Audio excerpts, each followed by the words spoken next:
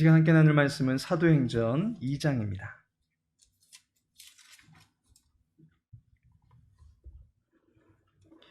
사도행전 2장 43절에서 47절까지의 말씀입니다. 우리 함께 본문 말씀 같이 읽도록 하겠습니다. 사람마다 두려워하는데 사도들로 말미암아 기사와 표적이 많이 나타나니 믿는 사람이 다 함께 있어 모든 물건을 서로 통용하고 또 재산과 소유를 팔아 각 사람의 필요를 따라 나눠주며 날마다 마음을 같이하여 성전에 모이기를 힘쓰고 집에서 떡을 떼며 기쁨과 순전한 마음으로 음식을 먹고 하나님을 찬미하며 또 온 백성에게 칭송을 받으니 주께서 구원받는 사람을 날마다 더하게 하시니라. 아멘. 이 시간에는 오늘 본문의 말씀을 통해서 이러한 교회 되게 하소서, 이러한 교회 되게 하소서라는 제목을 가지고 함께 은혜 나누고자 합니다. 세계적인 신앙 잡지 퓰핏이라고 하는 잡지의 발행자가 되는 스피노스 조디아티 목사님이란 분이 30여 년간의 목회 활동을 토대로 해서 교회에 대해서 아주 재미난 글을 쓰신 것이 있습니다. 살아있는 교회, 죽어가는 교회라고 하는 그러한 내용으로 재미난 글을 써주셨는데 그 글의 몇 가지를 한번 소개해 드리도록 하겠습니다. 들으실 때에 우리 교회는 어떠한가, 또는 우리는 어떠한 교회가 되기를 바라는지 한번 잘 들어보시고 생각해 보시기 바라겠습니다. 살아있는 교회는 공간에 문제가 늘 있다. 죽어가는 교회는 공간을 염려하지 않는다. 살아있는 교회는 항상 변화한다. 죽어가는 교회는 늘 똑같다. 살아있는 교회는 믿음 위에 운행되고 죽어가는 교회는 인간적 판단 위에 운행된다. 살아있는 교회는 배우고 봉사하기 바쁘고 죽어가는 교회는 쉬고 편하기에 바쁘다. 살아있는 교회는 활발히 전도하고 죽어가는 교회는 점점 굳어서 화석화되어 간다. 우리 교회는 살아있는 교회인가 죽어가는 교회인가? 여러분들 어떻게 생각하십니까? 교회는 사람이 모여있기 때문에 조직일 수 있습니다. 하지만 유기체적인 조직이다라고 말하는 것이 더 정확할 것입니다. 유기체적인 조직, 생명력이 있는 조직이다라고 하는 말입니다. 따라서 교회하면 살아있다라고 하는 것을 전제하게 됩니다. 교회가 죽어간다? 이것은 기적 중의 기적이기도 하지만 무언가 생명을 곪고 썩게 만드는 문제가 있다라고 하는 것을 감지해야만 하는 것입니다. 저는 우리 교회가 이제 신생의 단계이지만 점점 성숙해 나가는 교회가 되어지기를 소망하고 하나님 앞에 살아있는 교회로서 호흡하고 숨쉬고 약동하는 그런 교회가 되어지기를 소망합니다. 이를 위해서, 교회를 위해서 함께 기도하고 싶은 그러한 기도 제목을 이 시간 여러분들과 세 가지로 나누어 보고자 합니다. 어제 광명창성교회는 교회 설립 감사 예배를 드리게 되었습니다. 교회를 세우시겠다라고 하신 예수님의 일하심을 여러분들이 함께 볼 수 있었고, 또한 주님이 세우시는 교회로 여러분들과 함께 할 수 있어서 참으로 감사했습니다. 이제 우리 교회가 하나님께서 기뻐하시는 교회로 서가기 위해서 다음에 기도 제목 세 가지를 드리고자 합니다. 그리고 이 기도 제목을 중점적으로 한 주간 특별 새벽 기도회를 진행하고자 합니다. 이 기도회를 통해서 이 세 가지 기도 제목을 마음에 새기시고 함께 기도할 수 있기를 원합니다. 첫째로, 사역에 역동성이 있는 교회가 되게 하소서라고 기도합니다. 역동성이라고 하는 것은 힘차게 움직이는 성질을 뜻합니다. 얼어붙은 호수는 바람이 불어도 결코 움직이지 않습니다. 아무도 움직이지 않는 모습입니다. 교회는 얼어붙은 호수가 되어서는 안 될 것입니다. 생수의 강이 흘러넘치는 듯한 역동성이 있어야만 할 것입니다. 스피노스 조디아티 목사님의 칼럼처럼 움직일 때 우리는 변화를 맛보게 되는 것입니다. 그러할 때 교회는 살아있게 되는 것입니다. 그렇지 못하면 죽어가는 교회가 될 수밖에 없습니다. 본문에 보면 역동성을 일으키는 주체가 나옵니다. 변화를 일으키기 위해서 일하는 주체가 언급이 되어지고 있습니다. 역동성을 일으키는 우선된 주체는 바로 하나님이십니다. 그 주체의 앞장서심과 함께 그 가르침에 힘입어서 이제 또 뒤이어서 일하게 되는 부류가 있는데 바로 신자들입니다. 첫째로 하나님께서 일하신다는 것입니다. 교회의 생명력이 무엇에서 비롯되겠습니까? 교회의 운명이 무엇에서 비롯되겠습니까? 교회는 살아계신 하나님으로 말미암아 시작되는 것입니다. 교회 안에는 하나님의 역사가 꿈틀거려야만 하는 것입니다. 하나님의 손길이 교회 안에서 느껴져야만 하는 것입니다. 본문이 시작되는 첫 절 43절과 마지막 47절을 보시면 43절에는 이렇게 얘기합니다. 사람마다 두려워하는데 사도들로 말미암아 기사와 표적이 많이 나타나니 라고 말씀합니다. 사람들의 마음을 요동치게 만드는 그러한 일이 발생하고 있습니다. 기사와 표적이 일어나고 있습니다. 이 기사와 표적을 일으키는 주체가 누구이겠습니까?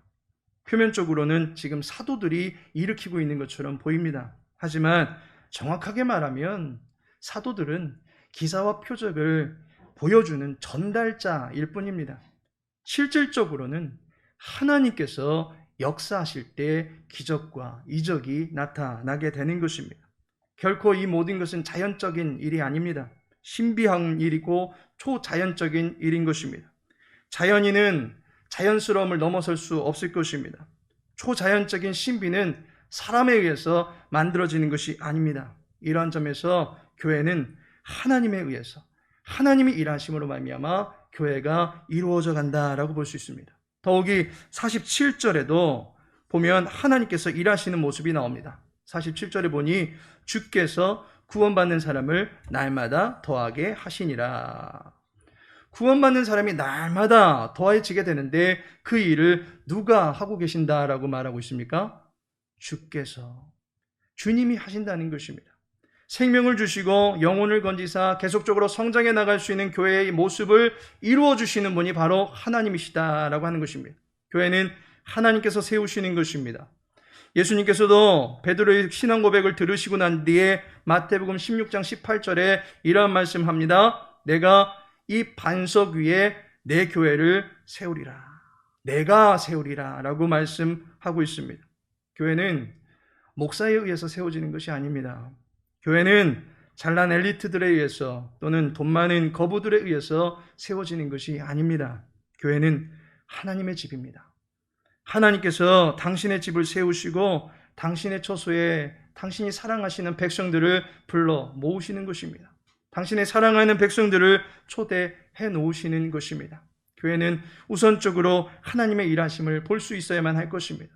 두 번째로는 신자들도 함께 일한다는 것입니다. 44절은 말씀합니다. 믿는 사람이 다 함께 있어 라고 말합니다. 믿는 사람, 곧 신자들이 함께 한다라고 하는 것입니다. 하나님께서 당신의 나라에 믿음의 백성들을 불러 모으십니다. 부르심 받은 사람들이 모여가지고 가만히 있는 것이 아닙니다. 소위 나는 구원받았으니까 그 자리에 안주하는 것이 건강한 부르심이 아닙니다. 참된 부르심은 나를 부르신 그 부르심의 목적에 부합하게 일하는 모습으로 나타나게 되어 있다라고 하는 것입니다. 본문에 기록되어 있는 광경을 만일 여러분들이 어떤 드라마나 영화로 연출한다고 한번 생각해 보시기 바랍니다. 믿는 사람이 다 함께 있는 모습을 여러분들이 연출을 한다고 한번 생각해 보시기 바랍니다. 저쪽 한켠에 그냥 덩그러니 서 있는 나무 한 그루처럼 그냥 아무 역할도 하지 않는 사람들이 계속 그렇게 서 있는 모습을 여러분들이 연출하시겠습니까? 모두 다 움직이는 모습들을 연출하시지 않으시겠습니까? 신자들은 움직이게 되어 있습니다. 정적이지 않은 그러한 교회의 모습을 신자들이 만들어 간다라고 하는 것입니다. 고가의 자동차도 바퀴에 먼지가 묻을까 싶어서 엔진에 때가 묻을까 싶어서 가만히 놔둬 보십시오. 그러면 그 기계는 망가집니다. 차가 제대로 굴러가지 않습니다. 굴러가게 만들었으면 굴러가야 되는 것이 마땅한 것입니다. 우리는 교회의 하나님의 일꾼으로 부름받음으로 말미암아 교회 안에서 함께 일해 나가는 거룩한 동역자들로 세워진 것입니다. 때문에 하나님의 교회 안에서 함께 일해 나가는 그런 역동성이 있어져야 될 줄로 믿습니다. 두 번째로 함께 기도하고 싶은 것은 사역의 균형이 나타나는 교회가 되기를 원한다라는 기도 제목을 함께 나누고자 합니다. 하나님께서 교회를 세우시고 일하십니다. 그리고 또한 사람들을 통해서 일하십니다. 그렇다면 교회 안에서는 어떠한 일들이 일어납니까? 교회의 사역이 한쪽으로 편중되지 아니하고 5개의 균형 있는 사역들이 교회 안에 갖추어져야만 하는 것입니다. 그 첫 번째가 예배가 있습니다. 예배는 사람과 하나님과의 만남입니다. 교회의 건강은 예배를 통해서 다져지게 되는 것입니다. 역사적으로 예배가 무너질 때 잘된 적이 한 번도 없습니다. 솔로몬이 여호와께 1000번제를 드리면서 성전 봉헌을 하던 당시에 그의 나라는 세계를 평정하는, 그야말로 세계를 주도하는 그러한 국가로 서게 되었습니다. 그러나 이방 여인과 정략 결혼을 하고 그녀들의 나라에서 수입해온 수많은 신들이 솔로몬의 왕궁에 자리 잡게 되었을 때에 이스라엘은 타락하기 시작했습니다. 심지어 둘로 쪼개지기까지 하였습니다. 제단의 무너짐뿐만이 아니라 이후로는 국가 자체가 멸망에 이르는 것도 보게 됩니다. 본문을 보니까 사람마다 두려워하는데 라고 말씀하고 있습니다. 사도들을 통해서 보여지는 하나님의 일하심이, 그러한 모습들이 보여지니까 모든 사람들의 마음 가운데 조심스러움이 나타나고 있는 것입니다. 두려워한다 라고 하는 것은 단순히 무릎이 부딪힐 정도로 벌벌 떨고 있는 그러한 모습을 말하는 것이 아닙니다. 공경심이 든다, 경외심이 든다, 높여드리고 싶은 마음이 나타난다라는 그런 의미인 것입니다. 이것이 바로 초대교회 안에서는 여호와를 높여드리고픈 예배로 나타나게 되었다라고 하는 것입니다. 두 번째로 교제라고 하는 것이 있습니다. 46절 후반절에는 말합니다. 집에서 떡을 떼며 기쁨과 순전한 마음으로 음식을 먹고 라고 말씀하고 있습니다. 사람 간의 끈끈한 연계감이 형성되어지는 것입니다. 그리고 그 연결고리는 바로 하나님으로부터 주어지는 사랑에 의해서 이루어지는 것입니다. 또한 교회 안에는 어떠한 사역이 있습니까? 교육이 있습니다. 43절에 보면 사도들로 말미암아 기사와 표적이 많이 나타났다라고 말씀하고 있습니다. 단순히 교회 안에는 신비한 현상들만 나타낸 것이 아닙니다. 사도들이 이적과 기사만 나타냈던 것이 아닙니다. 사도가 누구입니까? 보냄을 받은 자들입니다. 로마서 10장에 보면 보냄을 받지 않고는 전할 자가 없다라고 말씀하고 있습니다. 따라서 보냄을 받은 자의 사명이 무엇이겠습니까? 하나님의 말씀을 전하는 것입니다. 말씀을 가르치는 것입니다. 당시 성전이라고 하는 곳에서 이들은 모여서 말씀을 가르쳤습니다. 사도들이 가르칠 때에 그 가르침을 깨닫게 해주시는 것이 성령 하나님이십니다. 교육의 현장 가운데 하나님의 일하심이 있고 사도들을 통해서 교육이 원활하게 이루어지게 되었던 것입니다. 바라기는 우리 교회 안에도 이제 어린 영아서부터 노년에 이르는 모든 세대가 주님의 말씀을 가르침 받게 되어지는 그러한 일들이 마련되어지기를 소망합니다. 네 번째로는 봉사가 있습니다. 교회 안에 이기적인 욕심이 나타나지 않는다는 것입니다. 우리가 주목해야 될 사실이 한 가지 있습니다. 44절, 45절에 보니 믿는 사람이 다 함께 있어 모든 물건을 서로 통용하고 또 재산과 소유를 팔아 각 사람의 필요를 따라 나눠주며 라고 말씀하고 있습니다. 물질에 대해서 욕심을 부리지 않습니다. 나누고 베푸는 일에 더 열심을 내고 있는 것을 보게 됩니다. 오직 예수님께서 오시면 모든 것은 다 끝난다라고 하는 그런 믿음이 있었기 때문에 이 땅에 미련을 두지 아니하고 하늘의 소망을 품고 살아가는 모든 이들이 가지고 있는 모든 것을 주님 앞에 내어드리며 하나님의 뜻대로 사용하여 달라고 나눔의 모습들이 나타나는 것을 보게 됩니다. 생각을 해보시기 바랍니다. 가지고 있는 돈 중에 1,000원짜리가 있고 10,000원짜리가 있습니다. 그런데 다른 지역으로 옮겨가야 될 때, 피난을 가야 될 때 그 돈들이 가치가 있겠습니까? 우리나라를 벗어난 다른 지역에 가서 그 모든 것들을 통용할 수 있겠습니까? 그때는 종이로 된 돈이 아니라 금과 은을 가지고 있을 때 더 실용적인 가치가 있다라고 볼 수 있을 것입니다. 초대교회 성도들에게 있어서 물질은 예수님 오실 때까지만 가지고 잠시 버티는 그러한 수단이었을 뿐입니다. 그들에게 더 소중했던 것은 예수님을 만나고자 하는 믿음을 소유하는 것이었습니다. 지상사역을 하실 당시에도 자신들을 가르치시고 먹을 것도 먹여주시고 했던 그 주님의 목적이 무엇이었겠습니까? 바로 믿음을 갖게 하는 것이었습니다. 그 믿음을 가지고 살아갈 때 이제 그 모든 것은 그저 믿음을 가지고 살아가는 하나의 수단으로 쓰여질 뿐이었습니다. 주중에 우리 또 교회 안에도 아름다운 모습들이 넘쳐났습니다. 우리 뒤에 보면 조명도 예쁘게 있고 또 화분도 예쁘게 놓여져 있고 어쩌면 이렇게 예쁜 하얀 정원이 만들어져 있는지 이게 그냥 만들어진 것이 아닙니다. 우리 이를 위해서 또 애쓰고 수고하는 우리 여종들의 애씀이 있습니다. 그리고 우리 교회 이 하얀색이 또 뭔가 트레이드마크가 되어지는지 들어오실 때 문도 또 새하얗게 또 칠해졌습니다.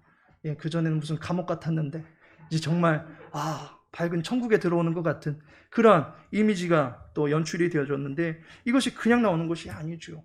또 앞에 보시면 드럼도 있고요. 또 기타도 마련되어 있고 신디도 마련이 되어져 있습니다. 여러 가지 것들을 우리가 함께 나누고 드리고 하는 일에 다들 아름답게 쓰여지고 있다라고 하는 것이고 이것이 비단 이 초창기뿐만이 아니라 이후로도 더 많은 모습들로 나타났으면 하는 그런 바람입니다. 이런 모습이 너무 또 감동이 되셔가지고 주중에 또 어떤 권사님은 또 격려하고 위로하고 싶은 마음에 당신이 힘은 없지만 또 물질로라도 그렇게 또 후원하기를 원한다라고 하면서 그렇게 또 물질로 이렇게 구제하신 그런 분들도 계십니다.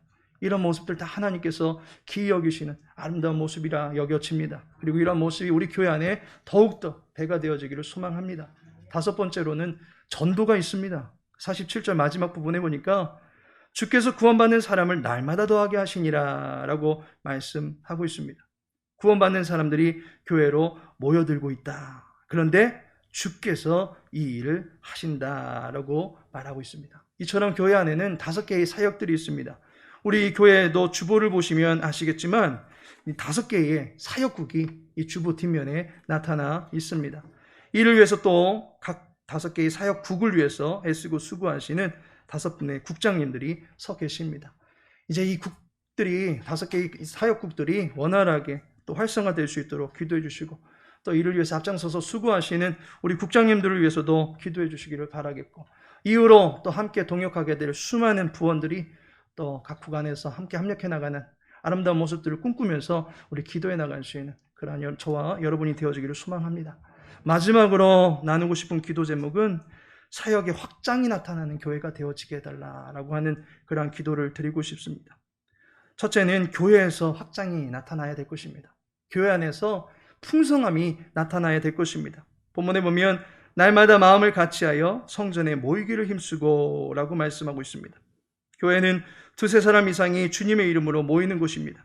예수 그리스도로 인해서 마음을 같이해서 한 장소에 모여지게 되어지는데 교회 안에 모여지는 수가 더욱더 많아지고 그 안에서 감당해 나가는 일들이 더욱더 풍성해지는 우리 교회가 되어지기를 소망합니다. 두 번째로는 가정에서도 확장이 일어나야 될 것입니다. 우리 믿는 모든 믿음의 권속들의 가정 안에서도 풍성함을 경험할 수 있어야만 할 것입니다. 오늘 본문에 보면 집에서 떡을 떼며 기쁨과 순전한 마음으로 음식을 먹고 라고 말씀하고 있습니다. 집에서 떡을 뗀다? 영어 성경을 보시면 from house to house, 집에서 집으로 라는 그런 말입니다. 오늘은 이 집이면 내일은 저 집에서 모여도 기쁨으로 모일 수 있다라고 하는 것입니다. 내 가정이 부끄러우면 오픈하지 못합니다. 그러나 집에서 집으로 우리 서로 믿고 의지하며 서로에게 모든 것을 열어줄 수 있는 그러한 가정들의 형편이 되어짐으로 말미암아 가정의 분위기가 되어짐으로 말미암아 가정에서도 하나님의 은혜를 풍성하게 경험하는 풍성함들이 나타나게 되는 것입니다. 마지막으로 세상에서도 확장이 나타나는데 우리 교회를 통해서 세상이 풍성함을 경험할 수 있게 해 주어야만 할 것입니다. 47절에 말하기를 온 백성에게 칭송을 받으니 라고 말씀합니다. 온 백성, 이것은 교회 안의 사람들을 말하는 것이 아닙니다. 교회 밖의 사람들. 당시에 초대교회의 교인들을 바라보았던 수많은 사람들이 교회를 바라보면서 거기에 따라서 함께 기쁨을 나누고 기쁨을 누리게 되었다라고 하는 것입니다. 우리 광명 창성교회를 통해서 먼저는 이 인성빌딩의 수많은 지체들이 나아가서 이 하안동 땅의 모든 지체들이 우리 광명 땅에 나아가 온 세계 열방 가운데 많은 이들이 우리 광명 창성교회 이 자그마한 교회를 통해서 하나님께서 주신 풍성한 기쁨들을 누릴 수 있게 되어지기를 소망하며 이를 위해서 함께 준비하고 기도해 나갈 수 있기를 소망합니다. 하나님께서 사랑하시는 성도 여러분, 우리 광명창성교회가 이러한 교회가 되기를 소망합니다. 하나님이 주인이시며 우리는 그분의 청지기가 되어서 함께 일하는 교회, 예배와 교육과 전도와 봉사와 교제가 넘쳐나는, 활력이 넘쳐나는 교회, 이곳에 모인 성도들이 주일을 보내고 이제 각 삶의 영역 속으로 나가게 될 때에 또 월요일이야? 라는 말이 아니라 또다시 온몸을 근질근질거리게 만드는 한 주가 시작되었는걸 하는 그러한 마음을 가지고 세상 가운데 담대하게 살아갈 수 있는 우리 믿음의 권속들 다 될 수 있기를 예수님의 이름으로 축복합니다. 다 같이 기도합니다. 교회의 머리가 되시는 주님, 주님을 의지합니다. 우리 모두 주님을 머리 삼고 각각의 지체가 되어서 교회를 위하여 헌신하게 하옵소서. 주의 교회의 예배가 살아나게 하시고 전도의 문이 열려지게 하시고 교육의 탄탄한 기둥들이 세워질 수 있도록 도와주옵소서. 봉사에 열심히 나타나게 하시고 교제의 따스함이 나타날 수 있는 복된 교회가 될 수 있도록 도와주옵소서. 그로 인하여 날마다 자라갈 수 있는 교회가 되어져서 세상 앞에 만인 앞에 하나님의 무궁한 영광을 드러낼 수 있는 광명 창성교회가 되어줄 수 있도록, 또한 이 일에 쓰임받는 우리 모든 믿음의 권속들 될 수 있도록 축복하여 주옵소서. 오늘 주께 딱하며 예수님의 이름으로 기도합니다. 아멘.